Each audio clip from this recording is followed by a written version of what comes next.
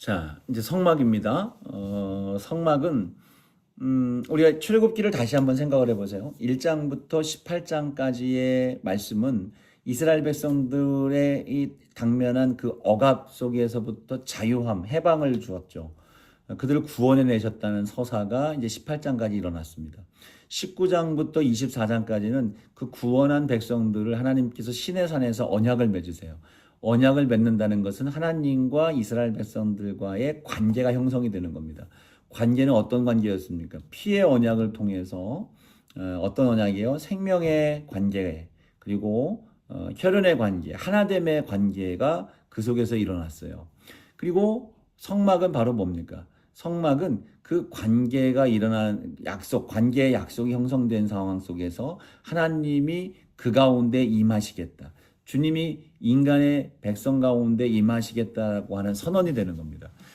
출애굽기 25장 8절 말씀이죠. 8절과 9절인데요. 이렇게 말씀을 했어요. 내가 그들 중에 거할 성소를 그들이 나를 위하여 짓되. 내가 그들 중에 거할 성소. 그죠? 여기서 분명히 이스라엘 백성들 가운데 거할 성소라고 얘기를 하고 있어요. 그러니까 하나님이 친히 임하시겠다는 거죠. 사실 이제 좀 전에 우리가 다루 이야기를 했습니다만 금송아지 사건을 통해서 언약이 파기가 됐어요. 근데 다시 하나님께서는 다시 돌판을 새김으로 인해서 이제 언약을 다시 회복을 하시죠. 회복을 하시는데 여전히 존재하고 있는 것은 인간의 죄죠. 율법과 계명을 주셨다고 해서 이 율법과 계명이 결국 그들을 의롭게 만드는 요소가 될 수 있느냐? 그것은 불가능한 것이라고 바울은 외치고 있습니다. 그러니까 이 율법의 의미는 바울이 얘기했던 것처럼 어떤 의의를 이루어서 구원 생명의 자리로 나아가도록 하는 것이 아니라 우리로 하여금 하나님의 긍휼, 하나님의 거룩함 앞에 긍휼을 구할 수밖에 없는 존재로 인식하고 그 앞에 긍휼을 구하러 나아가도록 이끌어가는 초등선생이라고 얘기를 했어요. 그러니까 율법은 결국 우리로 하여금 죄인임을 알게 하고 죄의 문제를 해결하는 하나님의 은혜를 구하게 되는데 그 은혜가 임하는 장소가 성막인 거죠.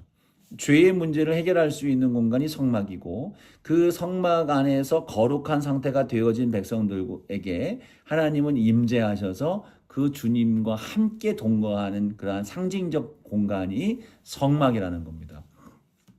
이러한 하나님의 임재와 그러니까 성막은 단순히 건축이 아니에요. 성전 건축하는 것을 넘어서는 겁니다. 그러니까 이러한 구조로서의 개념은 처음 에덴 동산에서부터 시작이 돼요. 에덴 동산에서 처음에 하나님과 이렇게 동거의 관계가 시작이 됐죠. 하나님을 만나고 하나님께서 그 안에 거니시고 하나님과 함께하는 사람이었지만 죄를 짓고 추방을 당했어요. 죄를 짓고 추방을 당한 그 인간이 죄인임에도 불구하고 하나님과 다시 에덴처럼 동거할 수 있는 그런 은혜를 입는 현장, 그리고 그 동거가 이루어지는 현장이 바로 성막인 겁니다. 그러니까 성막이 이제 이후로 성전이 되잖아요.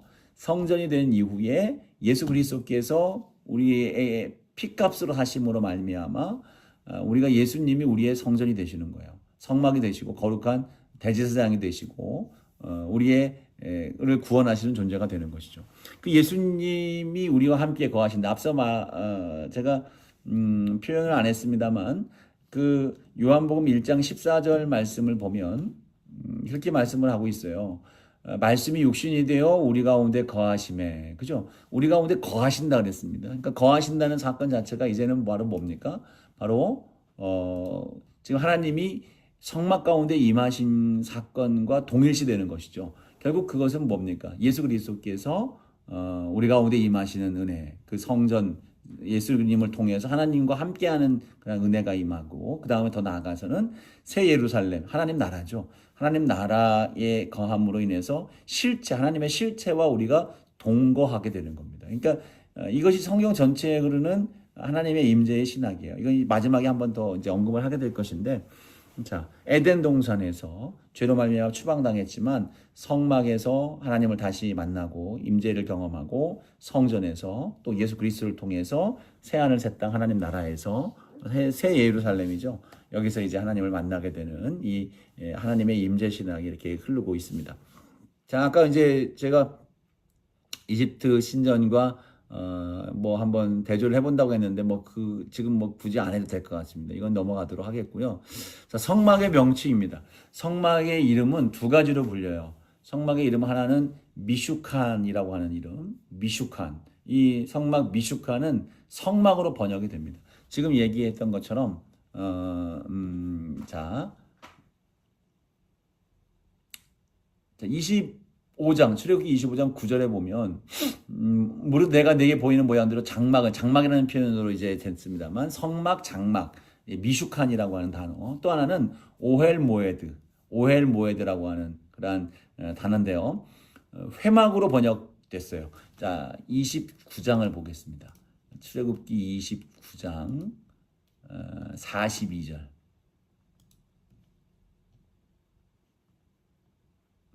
42절 보면 이렇게 얘기해요. 이는 너희가 대대로 여호와 앞 회막 문에서, 이건 회막은 미슈칸이 아니에요. 미슈칸이 아니라 오헬 모에드라고 하는 단어가 쓰인 거예요. 이걸 이제 회막으로 번역을 한 겁니다. 그래서 늘 드릴 번제라 내가 거기서 너희와 만나고 내게 말하리라.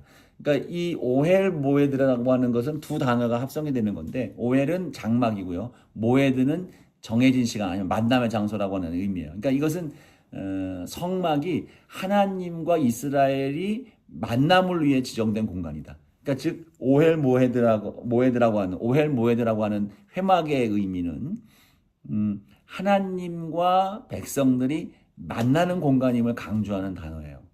자, 그러면 반면 미슈칸이라고 하는 말 먼저 말씀드렸죠. 미슈칸은 처소라고 하는 건데 하나님의 임재의 현장, 거주하는 공간. 그러니까 이 성막을 표현하는 미슈칸과 오헬모에드는 두 가지 의미를 갖고 있는 거예요. 성막의 기능이죠. 성막의 기능, 즉 만남의 기능이에요. 만남, 오헬모에드, 만남, 그리고 임재, 미슈칸을 부각시키면서 그 이름이 주어지는 거예요. 자, 다시 한번 미슈칸은 하나님이 거주하는 곳, 임재의 의미를 갖고 있는 성막, 그죠? 장막이라고 하는 의미죠. 그 다음에 오헬모에드는 하나님과 백성이 만나는 곳, 그래서 성막의 기능을 의미하는 거죠. 만나는 현장라고 이해하시면 됩니다. 자, 출애굽기 25장부터 40장까지의 말씀을 보면 말씀드렸던 것처럼 단순히 설명적으로 건축을 이렇게 해라라고 해서 그렇게 건축했다라고 하는 것으로만 이해하기에는 너무 심오한 그런 말씀의 깊이가 있는 그런 것입니다. 여러분 표 1번을 보세요. 나눠드린 여러분 첨부한 파일 첫 번째 표를 보면 이게 출애굽기 25장은 40장의 교차대칭 구조라고 이제 이름해서 있는데요. 이게 단순히 그냥 말씀이 그냥 쭉 사건의 순서대로 기술하고 이거 설계를 하고 건축을 했다 이런 정도의 내용으로 볼 수 없어요. 자, 보시면 이렇게 됩니다. 이 교차대칭 구조라고 해서 말씀의 진행이 A와 A B와 B가 서로 대꾸가 되는 개념이라고 보시면 돼요. 자, 요것이 조직적으로 이 목적을 가지고 이 말씀을 강조하고 그 깊이를 더하기 위해서 이런 형태로서 기술을 하는 거죠. 자, 첫 번째는 뭡니까? 25장부터 31장까지 보면 성막 설계 명령이 나와요. 성막 설계 명령이 임하죠. 그 다음에 31장 12절부터 17절까지 안식일 준수 명령이 나옵니다. 그 다음에 출애굽기 31장 18절의 말씀에 두 증거판이 수여가 되죠. 근데 이제 금송아지 사건으로 말미암아 언약이 32장에서 파기가 돼요. 1차 사건이 파기가 되는 겁니다. 그러니까 시내산에서 계명을 받고 언약서를 받게 되죠. 그리고 언약을 한 뒤에 언약을 하면서 이제 성막 설계를 계속해서 이어서 이제 받게 된단 말이죠. 그 다음에 이제 안식일 준수에 대한 말씀이 임하고 증거판이 이제 모세에게 주어지고 내려왔는데 금송아지 사건이 일어나는 거예요. 그래서 그 언약이 돌판을 깨트림으로 말미암아 언약 파괴되는 사건이 32장에 나오는 거예요. 근데 모세가 중보기도 한다 그랬잖아요. 그래서 33장, 출애굽기 33장 34절 말씀에 보면 모세가 중보기도를 하게 되고 그 언약이 다시 갱신이 됩니다. 다시 재언약이 되는 거예요. 죄송합니다. 그래서 다시 34장에 보면 새 증거판이 다시 쓰여지는 거예요. 하나님이 다시 이제 증거판을 써주시는 거예요. 그 다음에 35장 안식일 준수 명령, 그대로 들어갔던 것이 그대로 또 나오는 거죠. 그 다음에 성막 건축을 실행하는 게 35장부터 40장까지 나오는 이야기다. 이 구조를 통해서 신학의 메시지는 강렬합니다. 그러니까 성막은 죄 용서와 언약 갱신 이후에 건축이 돼요. 그러니까 성막은 거룩한 하나님이 죄인인 백성 가운데 거하시기 위해서 은혜의 장치가 된다는 거예요. 그러니까 성막이라고 하는 그 사이에, 성막이 선포되고 성막이 건축되는 사이에 인간의 죄가 들어가 있음으로 인해서 성막은 결국 이 죄의 문제를 해결하는 중요한 요소가 된다라고 하는 것을 우리에게 설명해주고 강력하게 전해주고자 하는 그런 내용들로 볼 수가 있을 겁니다. 그래서 출애굽기 이제 학자들이 이제 25장부터 31장 설계 명령과 또 35장부터 40장까지 있어지는 이제 건축이 이제 실행이 되거든요. 그런 가운데에서 이것이 또 거의 동일한 순서로 반복이 된다는 거, 뭐 완벽하게 뭐 똑같이 된다는 것까지는 아닐지라도 뭐 거의 거의 동일하게 명령대로 준행이 되는 거예요. 그래서 39장부터 40장까지의 내용을 보면 여호와께서 모세에게 명하신 대로라고 하는 표현들이 계속해서 14번이나 나와요. 그러니까 여호와께서 모세에게 명령하신 대로 하였더라라고 하는 것이 계속 반복적으로 14번이 나오는데 마치 이것은 뭐와 비슷하냐? 창세기의 1장에 보면 하나님 보시기에 좋았더라라고 하는 말씀이 계속 반복적으로 나오는 것처럼 그와 같은 의미로 우리에게 보여주고 있는 거예요. 그러니까 하나님의 뜻과 인간의 순종이 일치가 되었다. 하나님의 말씀대로 그대로 되어진 것이 하나님 마음에 좋았다라고 하는 그러한 것을 표현하고자 하는 문학적 방식으로 그러한 말씀들이 주어지는 거예요. 자, 여러분들 표 두 번째를 보세요. 지금 말씀드렸던 것처럼 하나님이 명하신 건축 설계와 또 건축 준행한 실행된 것들에 대하여 대조를 하고 있어요. 자, 이 내용들은 뭐 쭉 그냥 한번 보시면 이렇습니다. 25장에 보면 헌물과 재료 목록, 자, 그죠? 그러면 이제 순서대로 보면 그렇게 되고, 이 35장에 보면 재료 헌납과 기술자 설계가 돼요. 25장에 그 다음 언약궤가 설계되고 언약궤 제작이 됩니다. 진설병 설계, 진설병 제작.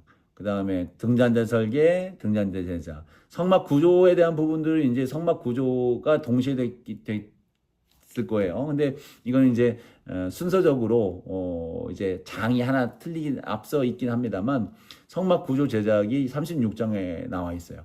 27장에 나와 있는 번제단 설계, 번제단 제작, 뜰 설계, 뜰 제작, 제사장 의복, 물두멍, 기술자, 부살렐, 또 오홀리압과 부살렐 나오는 거요. 안식일 규정이 주어지고 안식일 규정이 반복이 되어지고. 그러니까 이 순서는 성막에 대한 부분들 하나만 순서가 바뀌었을 뿐이지, 그죠? 예, 실행 단계에서 36장에서 성막이 먼저 선행되어진다는 것이 먼저 이제 표현될 뿐이지, 이 내용들은 그 외에 이제 기물들이라든가 이런 것들은 그 순서, 명하신 순서 그대로 그 순차적으로 진행이 되고 실행이 되고 있다는 것을 보여주고 있습니다. 자, 이 성막을 그러면 무엇으로 졌을까? 자, 어떤 것으로 지었을까라고 보는 이 내용이 나오는 것이 이제 25장에 나옵니다. 성막의 재료 어떤 걸로 지었을까? 이것은 물자 조달 자체를 이미 하나님께서 이 부분들까지 다 계산을 하신 거예요. 치밀하게 계산하셨습니다.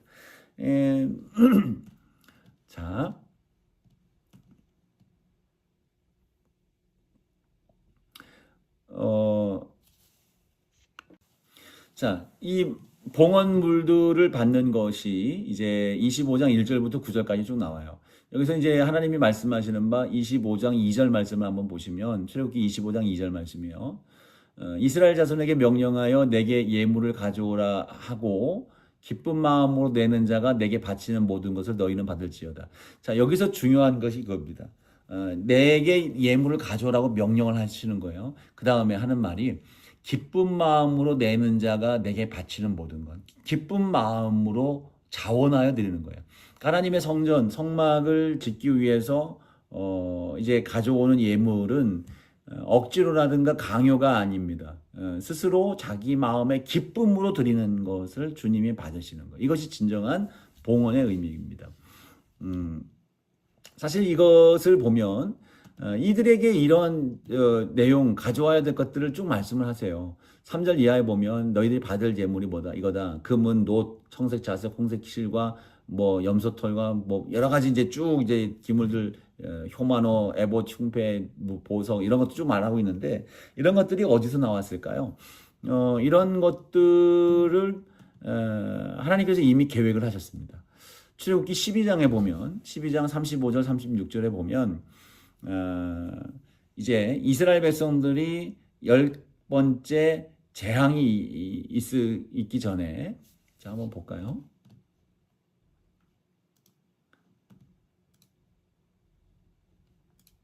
(12장) 35절 36절을 보면 10번째 재앙이 있은 직후죠. 10번째 재앙이 있은 직후에 35절 이 12장 35절 보면 이스라엘 자손이 모세의 말대로 하여 애굽 사람에게 은금 폐물과 의복을 구하매 이 36절 여호와께서 애굽 사람들에게 이스라엘 백성에게 은혜를 입게 하사 그들이 구하는 대로 주게 하심으로 그들이 애굽 사람의 물품을 취하였다. 그러니까 이스라엘 백성들이 모세가 명한 거예요. 이 모세 떠나기 직전에 애굽 사람들한테 예물 폐물을 구하는 거예요. 나에게 달라고 했을 때 이 이집트 백성들이 이스라엘 백성들에게 폐물과 의복과 뭐 여러 가지 기물들을 주는 겁니다. 아낌없이 주는 거예요. 이런 상황 속에서 이들이 이걸 가지고 나왔습니다. 가지고 나왔는데 이것을 하나님이 봉헌 제물로 받으시는 거예요. 이집트 사람들이 쓰던 것들이어서 뭐 세속적인 것이라 얘기할 수 있지만 이 세상에 하나님이 지으신 것이 세속적인 것, 더러운 것이 없어요.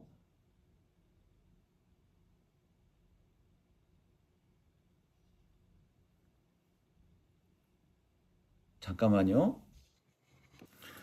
지금 제가 녹화했던 게 갑자기 앞에 부분들이 다 사라져가지고 지금 당황해서 잠깐 끊었었는데 이따가 다시 확인을 해봐야 되겠습니다. 어쨌든 자,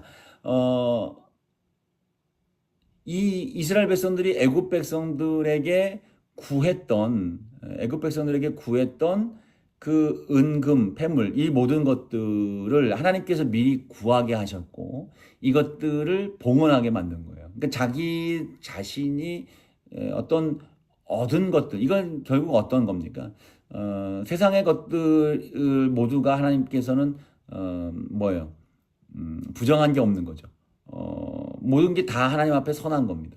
그것들을 하나님이 쓰시는 거고 또 하나는 뭐냐면 청지기적 자세인 거예요. 청지기적 자세. 그러니까 너희들에게 주어진 것들은 하나님의 은혜로 받은 것이라는 거죠. 하나님의 은혜로 내게 주어지고 맡긴 것이다. 그래서 이것을 맡은 것으로서 내 것으로 주장하지 아니하고 아낌없이 주님의 필요하다 하실 때에 내 것을 내어드릴 수 있는 그러한 고백과 태도가 매우 중요한 겁니다. 그래서 여러분 이것은 단순히 물질적인 것만을 말하지 않습니다. 구원 것도 그렇고요. 용서하는 것도 그렇고 생명도 그랬습니다. 그러니까 우리가 용서할 수 있는 이유는 내가 받은 자기 때문에 용서를 받은 자기 때문에 그래요. 내가 구원을 선포하는 자가 될 수 있는 것은 내가 구원을 받은 자가 되기 때문입니다. 그러니까 내가 지금 하나님의 은혜로 받은 자, 맡은 자가 되었기 때문에 이것을 아낌없이 내어드릴 수 있는 그러한 고백으로서 우리가 서 있는 것이 정말 중요합니다. 자, 이러한 상황 속에서 이스라엘 백성들이 자기에게 주어진 애굽 백성들에게 가져온 것들을 받은 것들을 이제 봉헌을 하는 거예요. 어느 정도로 봉헌을 하느냐면 출애굽기 35장 5절부터 7절까지의 말씀 보면 이렇게 말해요. 모세에게 말하여 이르되 백성이 너무 많이 가져오므로 여호와께서 명령하신 일을 하기에 남음이 있습니다. 그러니까 모세가 명령을 내려서 더 이상 가져오지 마라라고 이제 말을 해요.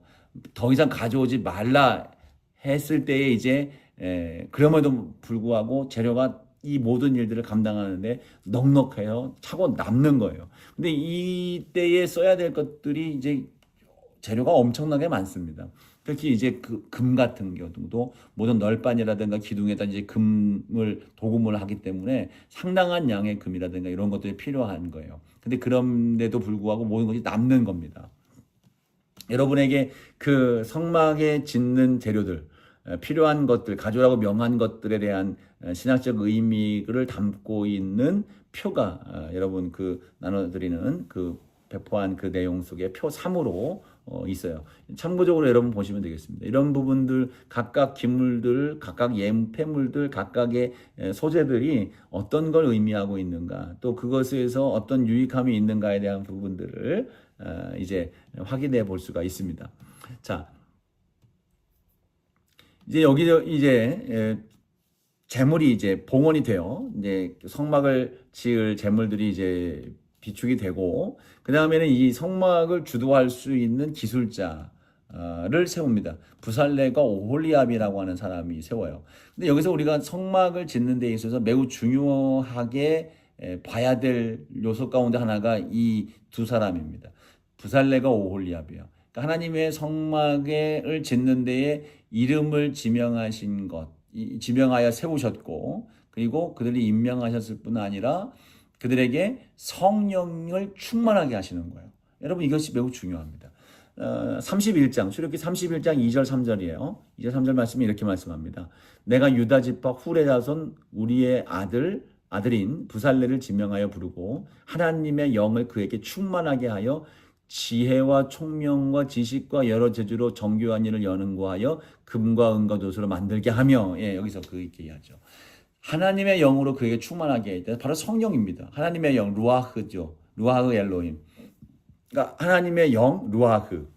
특정인에게 충만하게 임했다고 명시되는 최초의 사례입니다. 그러니까 하나님의 영이 누군가에게 충만하게 임했다라고 말씀하고 있는 처음 나오는 내용이에요. 그러니까 하나님께서 성령으로 충만하게 하신 것은 하나님의 거처, 성전을 짓는, 성막을 짓는 일에 매우 중요한 그 의미를 부여하고 있음을 보게 되는 거예요. 그러니까 하나님이 말씀하셔서 설계도를 주셨을 뿐 아니라 설계도를 주시고 이것을 짓고 건축을 수행하는 데 있어서 그 일들을 또한 누가 행하시는 거예요? 하나님이 행하시는 거예요. 물론 기술자를 통해서 하지만 그를 충만하게 하셔서 뭘로 줘요? 지혜와 총명과 지식과 여러 가지 재주로 정교한 일을 연구하여 그것들을 만들 수 있게 만들어 주었다. 이것이 이제 하나님이 행하신 일입니다. 그래서 하나님께서 행하시고 하나님께서 원하시는 일들은 다 성령의 능력으로 되어지는 거예요. 하나님이 우리에게 말씀과 복음을 전하라고 하셨잖아요. 복음을 전하라고 했을 때 우리에게 가서 너희들 한번 힘써 전해내봐라라고 우리에게 요구하신 것만으로 끝나지 않습니다. 성령이 너희에게 임하시면이에요. 사도행전 1장 8절이죠. 성령이 너희에게 임하시면 너희가 복음을 전하는 거죠. 성령이 임하실 때에 복음을 전하는 거예요. 자, 이것이 하나님이 행하시는 방법입니다. 하나님의 일은 반드시 성령의 역사 속에서 이루어지는 일들이다. 자, 여러분들의 사역과 일들 속에서도 성령님의 역사가 함께함을 믿고 그 은혜 가운데 승리할 수 있기를 축복합니다. 자, 그다음 근데 이런 상황 속에서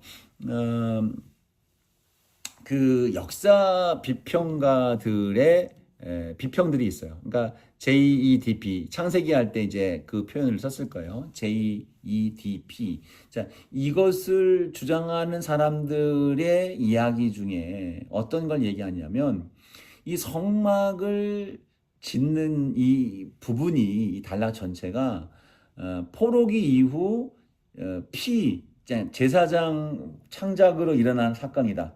그러니까 성전은 있어요. 성전은 솔로몬 시대에 졌으니까 있는데 그 광야 시대에 있었던 성막 자체가 없었다는 거예요. 없고 포로로 돌아온 이후에 성전 중심의 삶을 강조하기 위한 제사장 문서, 피문서죠. 피문서를 강조하기 위해서 누군가가 그것을 이제 허구로 만들어낸 어떤 구상물이다. 또 허구다라고 얘기를 하는 거예요. 근데 뭐 말이 안 되죠. 이제 복음주의 학자들은 이야기하는 바, 뭐 게네스 키친이라고 하는 분의 이야기는 청동기 이후 이집트와 가나안의 이동식 신전이 증거다. 그러니까 이집트나 가나안에도 이동식 신전이 있는 것을 봤을 때에 그 당시 출애굽 당시의 연대가 유사 연대 속에서 이동식 성전의 존재는 충분히 있을 만한 전제다. 그리고 또 우리 교과서가 되는 고든 외남 또 학자는 고든 외남은 성막 본문의 그 치밀한 신학적 구조와 문학적인 일관성이 당연히 이건 있을 수밖에 없다. 이 세세하고 정확하다는 거죠. 이것이 성막의 당연한 이유가 된다. 그리고 성막 재료의 구체성, 아카시아 목재라든가 뜰 크기라든가 실제 측정하는 수치 이 모든 것들이 시나이 반도, 시내산 그 시나이 반도 환경에 부합한 내용들이다. 예, 이런 것들이 이제 실질적으로 성막이 존재했다라고 하는 증거가 되는 거예요. 그리고 부살렐의 유다 지파 출신은 후대 편집의 경향이 강하다라고 이야기를 하네요. 무슨 말이냐면 후대에 이제 유다 지파 사람들이 이제 왕족이 되잖아요. 근데 그 왕족이 됐던 사람들이 후대에 이제 유다 지파 출신인 부살레를 거기다가 편집을 시켜 넣었다라고 얘기하고 있어요. 근데 사실 이 왕족인 유다 지파가 부살렐이라고 자기 지파의 존재를 거기다 집어넣고 싶다면 리더나 지도자격에 넣지 뭐 기술자로 넣겠느냐라고 하는 그러한 반대 어떤 주장들이 있단 말이죠. 이것으로 보면 사실은 불가하다. 다시 예를 들어서 제사장 문서, 피 문서에 어떤 사람들이 이후에 더 이걸 집어넣었다고 했다고 한다면 사실은 피 문서, 제사장 문건들은 제사장적 어떤 이 내용들을 넣고 싶으면 레위인들이나 제사장 중에서 이 성막을 짓는 사람들을 세우고 싶지 않겠습니까? 유다 지파의 사람을 그 거룩한 일에 참여하게 했다라고 하는 것 자체는 피문서에 어울리지 않고 이후에 유다 지파 출신들이 기록했다는 말에 의하면 장인으로서 왕족이 장인으로서의 존재로 그 안에 넣는다고 한다면 이것도 말이 안 되는 일이다. 그러니까 어떻든 간에 후대의 첨가에 대한 부분들은 이해할 수 없는 주장이다라고 우리는 이해하면 되겠습니다. 자, 여기서 이제